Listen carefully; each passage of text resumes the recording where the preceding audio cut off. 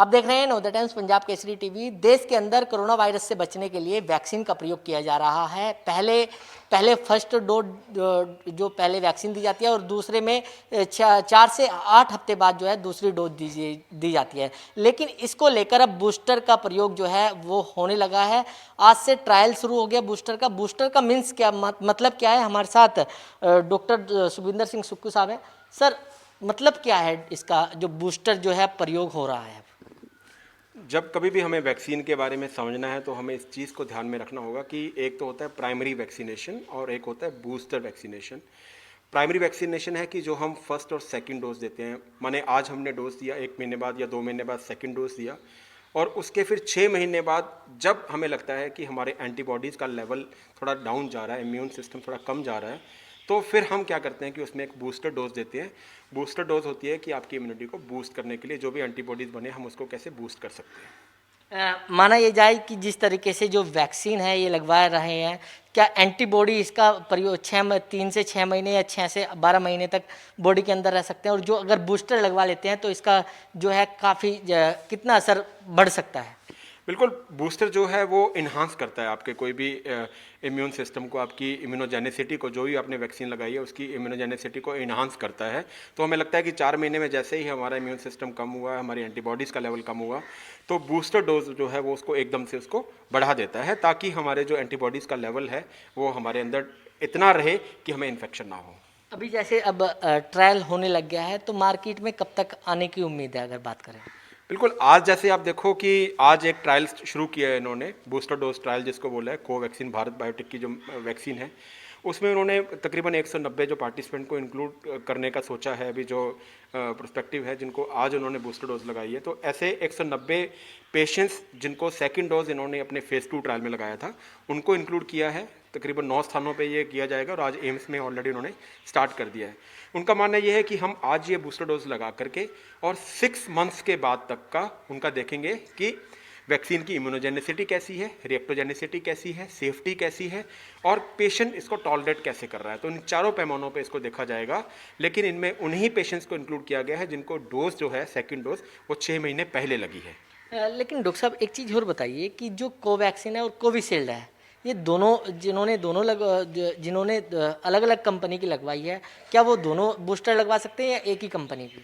नहीं, अभी तो ये उन्होंने बूस्टर जो ट्रायल स्टार्ट किया है मेरे ख्याल से कोवैक्सीन के लिए स्टार्ट किया है। अभी तो ये ट्रायल है, इसके रिजल्ट्स आएंगे और फिर उसके बाद में हम देखते हैं कि किस तरह से हमें आगे रिकमेंडेशन गाइडलाइंस मिलती हैं हमारे आईसीएमआर की तरफ से और डब्ल्यूएचओ की तरफ से, फिर इसके अकॉर्डिंगली जो है वो बूस्टर डोज जो लगेगी। सर, आजकल ब्लैक फंगस भी जोरों पर चल रहा है। बड़े लगातार केस मिल रहे हैं, ब्लैक फंगस, वाइट फंगस। क्या दोनों अलग अलग हैं या फिर दोनों का सेम है और कलर डिफरेंट है? दोनों फंगस अलग अलग हैं। जैसे ब्लैक फंगस है वो तो है म्यूकरमाइकोसिस और जो वाइट फंगस है वो है कैनेडियासिस। तो ये दोनों ही फंगस जो हैं वो काफ़ी वर्षों से पहले से ही प्रेजेंट हैं। ऐसा नहीं कि कोविड के आने के बाद ही आई हैं। ये बीमारी हमारे साथ पहले से भी है। जो 2003 में सार्स हुआ था उसमें भी ये हुआ था। HIV पेशेंट्स हैं। बेसिकली जो म्यूकरमाइकोसिस या जो भी कोई फंगल इन्फेक्शन है वो एक अपॉर्चुनिस्टिक इन्फेक्शन होता है। अपॉर्चुनिस्टिक माने तो कि फंगस हमारे पास है, ऑलरेडी प्रेजेंट है, लेकिन वो उन पेशेंट्स को तंग करेगा जिनकी इम्यूनोजेनिसिटी कम, जिनकी इम्यून सिस्टम कम है, जिनकी इम्यूनिटी कम है। माने कोई HIV पेशेंट है, MDR multi drug resistant tuberculosis है, उसमें फंगस के चांसेस होते थे। कैंसर पेशेंट है, कीमोथेरेपी पे है, रीनल ट्रांसप्लांट के बाद के पेशेंट्स हैं, या वो पेशेंट है जिनका किडनी बिल्कुल कमज़ोर हो चुका है, जिसको हम एंड स्टेज रीनल डिजीज़ कहते हैं। तो फंगस उन पेशेंट्स को पकड़ता था जिनका इम्यून सिस्टम बहुत ही लो है। अभी कोविड के बाद में क्या हुआ है कि इसमें कई सारे फैक्टर आ गए हैं। जैसे कोविड इटसेल्फ इम्यूनिटी कम करता है।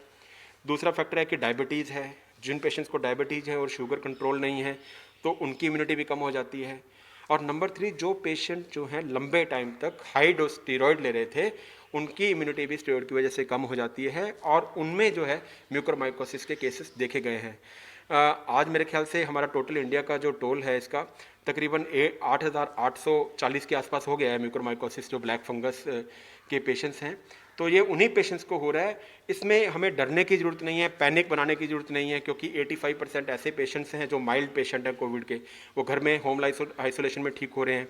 फिर जो मॉडरेट में और सीवियर में पेशेंट हैं उनमें से भी सिर्फ उन्हीं पेशेंट्स को ही ज़्यादा हो रहा है जो लंबे टाइम तक हाई डोज स्टेरॉइड पे रह रहे हैं, या फिर जिनका शुगर कंट्रोल नहीं है, या फिर जिनको अलग तरह की और कोमोर्बिड कंडीशन लगे, हाइपरटेंशन जिनको है, ओबेसिटी है, बाकी सारी चीज़ें हैं। अच्छा, आपने ये ब्लैक फंगस के लिए बताया, लेकिन वाइट फंगस क्या है आखिर? वाइट फंगस जो है वो वाइट कलर के सिम्टम देती है, जैसे इसको कैंडियासिस कहते हैं, मुंह में एक वाइट कलर की लेयर बन जाना, है ना, तो जेनाइटल्स में वाइट कलर की लेयर बन जाना, तो वो कैंडियासिस है। वो भी उन्हीं तरह के पेशेंट्स में होता है जिनकी इम्यूनिसिटी कम हो जाती है, उसमें स्किन के मैनिफेस्टेशंस भी होते हैं, लंग्स में भी हो जाता है। तो बिल्कुल जो सिम्टम है वो कोविड जैसे हम देखते हैं ना कि पेशेंट को सिम्टम आ रहे हैं कोविड के, इसको कोल्ड भी हो रहा है, कफ भी हो रहा है, फीवर भी हो रहा है, ये सारे सिम्टम आ रहे हैं, लेकिन उसका RT-PCR नेगेटिव आ रहा है, तो हो सकता है उनमें कैंडियासिस हो रहा हो सकता है उनमें फंगल इन्फेक्शन हो रहा हो। तो इसीलिए हमें ये समझने की ज़रूरत है कि हम उस टाइम पे अपना जो है कल्चर करवाएं, टिश्यू जो है एविडेंस जो है फंगस के लिए वो होना चाहिए। लेकिन आपने ब्लैक फंगस की बात करी है। फंगस का जो असर है वो बिल्कुल सीधे आंखों पर पड़ रहा है, वजह क्या है? सीधे सीधे आंखों पर अटैक हो रहा है। ब्लैक फंगस जो है यानी म्यूकोरमाइकोसिस हम उसका रूट समझने की कोशिश करते हैं कि वो सबसे पहले जो है हमारा नाक को इन्वॉल्व करता है, और नाक के बाद में वो हमारे साइनस में जाता है, और साइनस से फिर वो आंख की तरफ जाता है, और वहाँ पे नाक के ऊपर एक क्रिब्रिफॉर्म प्लेट होती है, उसके थ्रू वो ब्रेन में जाता है। तो ये रूट होता है इस म्यूकोरमाइकोसिस का, या फिर ये नाक के थ्रू जो है हमारे लंग्स में चला जाता है। तो जब ये स्प्रेड करता है नाक के थ्रू, इसको हम कहते हैं राइनो ऑर्बिटल सेरिब्रल म्यूकोरमाइकोसिस, यानी कि ये नाक को, आंख को, चीक को और ब्रेन को इन्वॉल्व कर रहा है। जब नाक को इन्वॉल्व करेगा तो हमें क्रस्टिंग आ सकती है, नाक में से खून आ सकता है, नाक में से या हरे रंग का या काले रंग का डिस्चार्ज आ सकता है। जब ये साइनस में जाएगा तो यहाँ स्वेलिंग हो सकती है, रेडनेस हो सकती है, स्किन डिस्कलरेशन, ब्लैक स्किन हो सकती है। फिर आँख में जैसे ही जाता है तो आँख का साइज़ का छोटा होना, बड़ा होना, विज़न में प्रॉब्लम होना, आँख में स्वेलिंग आ जाना। और ब्रेन को जब ये इन्वॉल्व करता है तो फिर जैसे अलर्टनेस पेशेंट की कम हो जाना, पेशेंट को कुछ याद नहीं रहना, मेमोरी लॉस हो जाना, तो इस तरह के सिम्टम्स जो हैं इसमें आते हैं। ये कहते हैं राइनो ऑर्बिटल सेरेब्रल म्यूकोरमाइकोसिस। जब यही म्यूकोरमाइकोसिस जो है वो लंग में जाता है तो इसको पल्मोनरी म्यूकोरमाइकोसिस कहते हैं। उसमें जैसे कफ आ जाना, थूक में ब्लड आना, फीवर होना, तो ये सारे सिम्टम जो हैं वो म्यूकोरमाइकोसिस की वजह से होते हैं। अच्छा सर, एक चीज़ और बताइए कि जिस तरीके से कोरोना जो है लगातार फैल रहा है, छींकने से या किसी दूसरे तरीके से, क्या ये जो बीमारी है ब्लैक फंगस और वाइट फंगस, क्या ये भी ऐसे ही फैलती है या फिर ये स्थिर रहती है? बिल्कुल, ये मैसेज है कि जो फंगल इन्फेक्शन है ये कभी भी कॉन्टेजियस नहीं होता, कभी भी कम्युनिकेबल नहीं होता। यानी अगर मेरे को है तो मेरे से आपको नहीं फैल सकता। ऐसा नहीं जिस तरह से कोविड फैलता है ये उस तरह से नहीं फैलता। इसमें स्पोर्स होते हैं, स्पोर्स जैसे मिट्टी में होते हैं, स्पोर्स हवा में हो सकते हैं, स्पोर्स आपकी किसी भी सतह पे हो सकते हैं। तो उनसे आपको तभी अंदर जाके इन्फेक्शन करेगा जब आपका इम्यून सिस्टम कम होगा। अगर आपका इम्यून सिस्टम कम नहीं है तो इसलिए हम कहते हैं कि कोविड में हम दूसरे पेशेंट से डरते हैं। बिल्कुल सही है, हमें डिस्टेंस मेंटेन करके रखना चाहिए, लेकिन म्यूकोरमाइकोसिस में हमें अपने आप से डरना चाहिए। हमारे अंदर का जो इम्यून सिस्टम है वो स्ट्रांग होना चाहिए। हमें कुछ ऐसे काम नहीं, जैसे अगर आपको डायबिटीज़ है तो हमें ब्लड अपने शुगर को कंट्रोल करके रखें। अगर आप स्टेरॉयड ले रहे हैं तो स्टेरॉयड की मात्रा भी कम होनी। बिल्कुल, स्टेरॉयड की इंडिकेशन क्या है, डोज क्या है और ड्यूरेशन क्या है, इस पर डिपेंड करता है आपको। लेकिन डॉक्टर साहब, जिनको शुगर की बीमारी है उनको काफ़ी चिंता जो है अब सताने लगी है, उनके लिए क्या मैसेज देंगे आप? उनके लिए मैसेज यही रहेगा कि जो भी डायबिटीज़ को कंट्रोल करने के लिए जितने भी मेजर्स हैं, चाहे वो एक्सरसाइज है, मॉर्निंग वॉक है, चाहे वो योगा है, चाहे आपको शुगर को कंट्रोल करके रखना है आपने, ये सारी चीज़ें अगर करके रखते हैं, शुगर बिल्कुल कंट्रोल रहता है, तो आपको म्यूकोरमाइकोसिस होने के चांसेस बहुत कम हो जाते हैं। अच्छा, फंगस से ब्लैक फंगस या वाइट फंगस से बचने के लिए लोगों को क्या क्या करना चाहिए, या पहले में अगर पहला इसका सबसे पहला जो सिम्टम्स है वो क्या है? हम पहले ये समझते हैं कि होता किसको है म्यूकोरमाइकोसिस। एक्चुअली जो 85% माइल्ड है उनको होने के चांसेस बहुत कम है, लेकिन जो बाकी मॉडरेट और सीवियर है उनमें होने के चांसेस तब ज़्यादा होते हैं जब उनका स्टेरॉइड जो है वो ज़्यादा डोज का और लंबे टाइम के लिए उनको स्टेरॉइड दिया जाता है। तो हमें ये समझने की ज़रूरत है कि हमें एक तो ओवर द काउंटर ड्रग, जैसे मेरे पड़ोसी को कोविड हुआ तो उसको ये दवाइयाँ मिली, उसी का पर्चा अपने पे अप्लाई करके हम वही दवाइयाँ मंगा लेते हैं, ऐसा नहीं करना चाहिए, क्योंकि हो सकता है उसको स्टेरॉइड का इंडिकेशन हो, हमें स्टेरॉइड का इंडिकेशन नहीं है। ओवर द काउंटर हमें कोई ट्रीटमेंट नहीं लेना है, हमें प्रॉपर जो है अपने मेडिकल स्पेशलिस्ट से बात करके ट्रीटमेंट लेना चाहिए। नंबर 2, अगर आप कोविड से रिकवर होकर घर पे आ गए हैं, आप 15 दिन के लिए मास्क पहन के रखें। बिल्कुल 2 वीक्स के लिए आपको मास्क पहन के रखना है, ताकि अगर कोई स्पोर्स हैं तो स्पोर्स आप में ना आए, क्योंकि वो टाइम है जब आपका इम्यून सिस्टम आपका लो होता है। फिर अगर आप जाते हो अपने प्लांट्स को हाथ लगाते हो, गार्डनिंग में हाथ लगाते हो, तो पहली बात तो आप जाए मत, अगर जाते हैं मिट्टी को छुआ तो बिल्कुल आप अच्छे से हाथ धोएं। तो इस तरह के प्रिकॉशंस लेके चलते हैं, अपनी एक्सरसाइज करके रखते हैं, शुगर को कंट्रोल करके रखते हैं, तो बहुत कम हो जाते हैं म्यूकोरमाइकोसिस होने के चांसेस।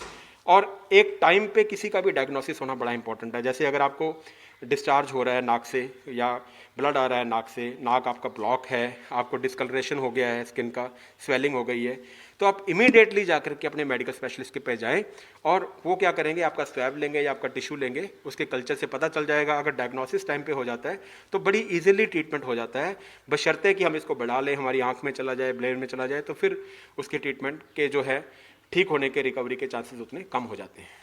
तो बिल्कुल ये थे doctor specialist doctor Sukhwinder Singh Suggu, जिन्होंने जो है फंगल ब्लैक फंगस और जो बूस्टर है उस पर अपनी जानकारी दी। दिल्ली से कमल कुमार कंसल, नवोदय टाइम्स, पंजाब केसरी टीवी। देश दुनिया दी हर वड्डी खबर नाल जुड़े रहने ਲਈ ਸਾਡੇ YouTube ਚੈਨਲ ਨੂੰ ਸਬਸਕ੍ਰਾਈਬ ਕਰੋ। ਨਾਲ ਦੀ ਨਾਲ ਹਰ ਨਵੀਂ ਵੀਡੀਓ ਦੀ ਨੋਟੀਫਿਕੇਸ਼ਨ ਲਈ ਬੈਲ ਆਈਕਨ ਜ਼ਰੂਰ ਦਬਾਓ। ਜੇਕਰ ਤੁਸੀਂ ਇਹ ਵੀਡੀਓ Facebook ਤੇ ਦੇਖ ਰਹੇ ਹੋ ਤਾਂ ਇਸ ਨੂੰ ਲਾਈਕ ਜ਼ਰੂਰ ਕਰੋ ਔਰ ਜ਼ਿਆਦਾ ਤੋਂ ਜ਼ਿਆਦਾ ਸ਼ੇਅਰ ਵੀ ਕਰੋ। ਧੰਨਵਾਦ।